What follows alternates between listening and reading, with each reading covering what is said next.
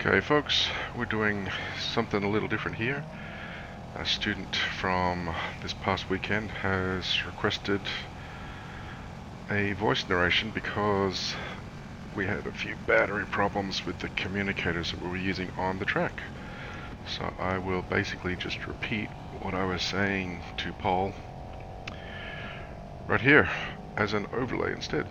So here we are at Eagles Canyon again. Paul's riding a KTM Duke 890. I believe this was his first time on this bike, as well as his first time on this track. He's from out of town. So this is actually the final session of the day, and we're doing Eagles Canyon 1.65 mile circuit with this fabulous roller coaster left-hander that is so much fun. And then we rejoin the full circuit. Okay, so we were working on shoulders and head turns. The key, I've said to so many riders, is that you go where you look. It's just like when you're trying to throw a baseball or a cricket ball at the catcher's glove. If you don't look at the glove, you won't get the ball into the glove. It's as simple as that. If you're looking off into the distance 90 degrees from where you want to throw the ball, there's no chance you'll never hit your target, and the same applies exactly to a motorcycle.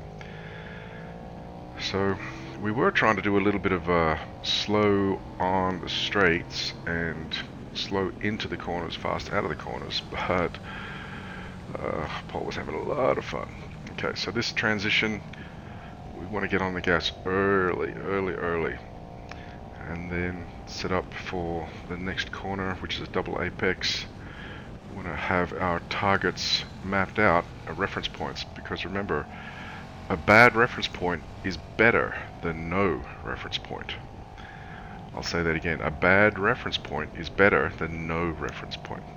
Okay, here we go through the roller coaster turn again, and the secret to this one is to keep your eyes as far down the track as you possibly can, because if you do that, then your brain gets the information that it's safe and that it's possible to open up the throttle a lot more than it would be if you were just looking at the corner immediately in front of you or looking at the track immediately in front of you.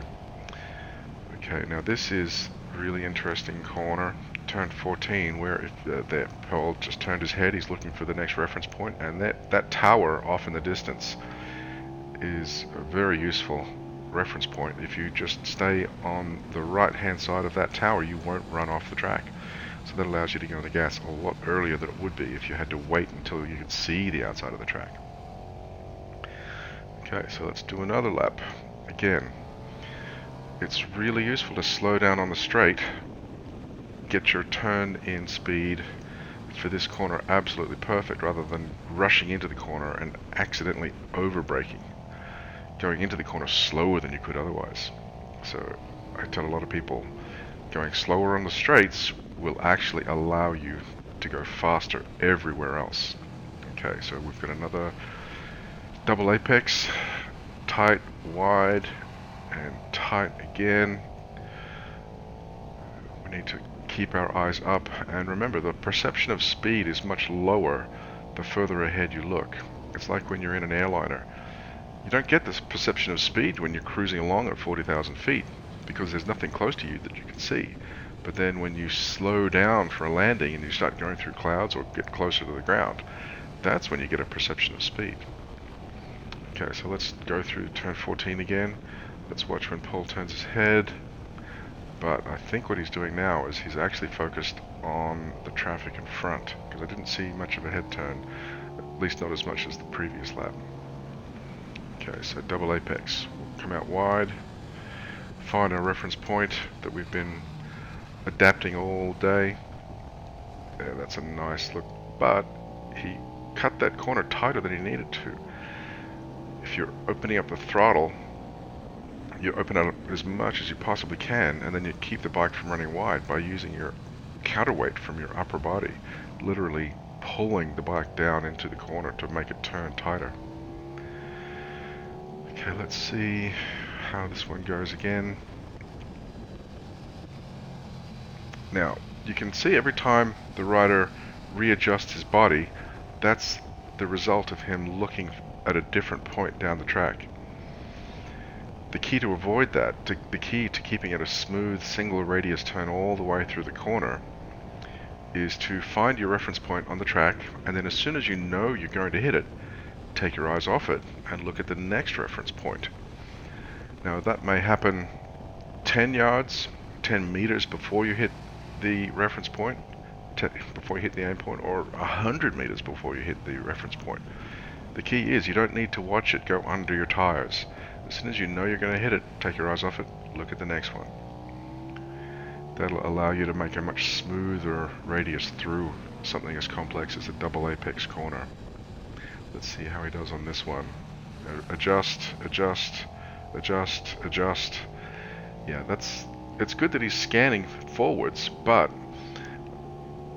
a lot of riders look for hazards. They say, I don't want to hit that, I don't want to hit that, I don't want to hit that thing either, and I don't want to hit this, I don't want to hit that. Don't look at what you don't want to hit. Just focus on what you do want to hit. Just look at your targets and you will hit them. And the further ahead you look, the smoother your riding will be. So at this point, what I was trying to indicate is I was pointing earlier in the day at what I was looking at. I was pointing at my reference points and when I was looking at them in an effort to indicate, okay, this right here is when I take my eyes off this target and look at the next target. And by looking further ahead, you'll notice that I'm not adjusting my lean angle throughout the corner. And then again, another great lesson to learn is as soon as you enter the corner, crack the throttle open just a little bit and then open it continually all the way through the corner. It's a great way to make your corner nice and smooth. It also loads up the rear tire, makes that contact patch larger, gives you more grip, gives you more confidence, it just feels better. Now as you can see there, I was running to the edge of the track. That's because I was giving the bike a lot of throttle, and I could do that only because I was counterweighting the bike with my upper body. Okay, so we're applying the throttle early. At this point I was saying to Paul, did you see, could you hear where I opened up my gas? And he actually could hear the engine and when it started to accelerate. And I'm saying, okay, now look here, I'm looking all the way down the hill, and here, just about here, I'm looking for the number 3 braking marker. There it is, because I know that's where I want to go, right about there. As far ahead as I can possibly look is where I'm looking. Sometimes it's a vanishing point. If you're going up a hill, the corner, the two sides of the track will merge at what we call the vanishing point. That's as far forward as you could possibly look. But there are times where instead what you need to do is visualize what's around the corner, visualize what's over the crest, and remember that you've got lots of asphalt you can use to accelerate. There's no reason to wait until you can see what you need to see. Visualize. It's not like the street where you need to make sure that there's no traffic, there's no kids playing or cars crossing in front of you, there's no hazards to watch out for. We've got corner workers that tell us that. So you can visualize what's ahead and then prepare for that. Don't wait until you can see it. Okay, let's see if I can do this double apex as one single constant radius corner. Tight, wide, and then onto the gas, nice and smoothly, just one constant radius. I'm not adjusting my throttle, I'm not adjusting my body position throughout the corner, because I'm looking way through the corner to the exit. And there's that marker number 3. And again, double apex. This is a tricky one because it's quite a long double apex. Sometimes it's easier to steer the motorcycle with the throttle. If you think you're going to be a little too short, open up the gas and it'll push you wider to the outside of the track. Okay, so here I'm asking Paul what he's looking for. I'm asking him where his reference points are. I'm asking what he's going to be focusing on for the rest of the session. And I'm hearing lots of good answers.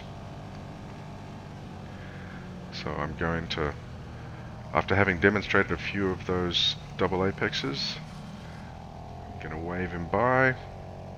Yeah, it was this lap. Okay, and I'm pointing out that by cutting the corner too early, or should I say, making the corner too tight, and not using all of the track, you're leaving seconds on the table. Okay, let's see if there's any change. Okay, early on the gas.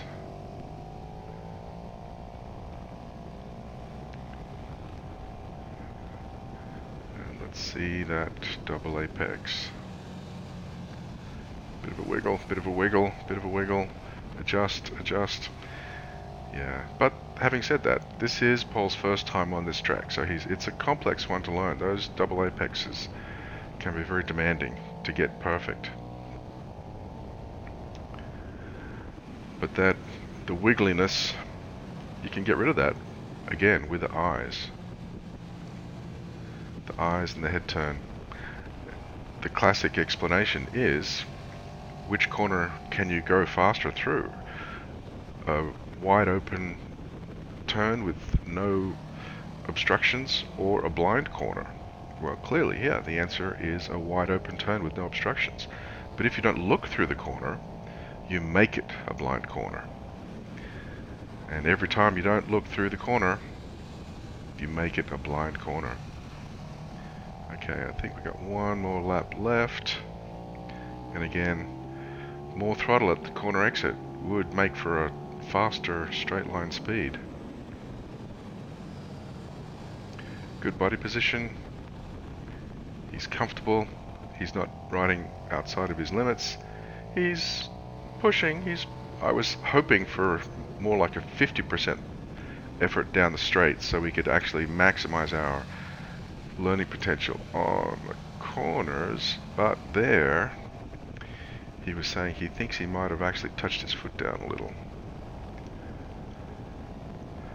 But yeah, so the secret to improving is to not be on the edge of your abilities all day. That's not something that will help.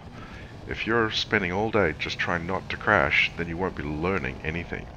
If instead we slow down and think about what we're doing, analyze what we're doing, and remember to apply the lessons, that's when we can learn.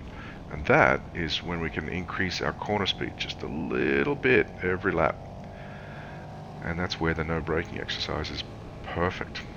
Okay, so this is where I said, okay, you know what to work on, so just keep working on those, and I'll see you back in the pits.